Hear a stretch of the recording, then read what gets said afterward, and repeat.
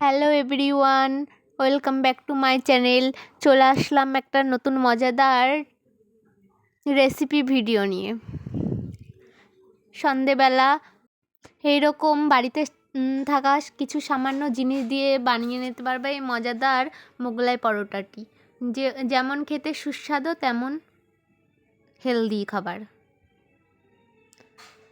ফার্স্টে আমি নিয়ে নিচ্ছি 2 কাপ ময়দা, তারপরে একটু পরিমাণ মতো নুন দিয়ে একটু সাদা তেল দিয়ে ভালো করে মেখে নিচ্ছি। জিনিসটা মেখে নিয়ে 10 মিনিট রেস্টে রেখে দেবো। এই ফাঁকে আমি পেঁয়াজ কুচি, লঙ্কা কুচি ভালো করে কেটে নিচ্ছি, ঝিরি করে কেটে নেব। তারপরে ঠিক 10 মিনিট পরে আটার ডোটাকে লেচি কেটে সুন্দর করে রুটি বানিয়ে নেব বড় করে। তারপরে তার মধ্যে ডিম ফাটিয়ে নিচ্ছি। একটা ডিম দিলাম একটা মোগলাই পরোটার জন্য।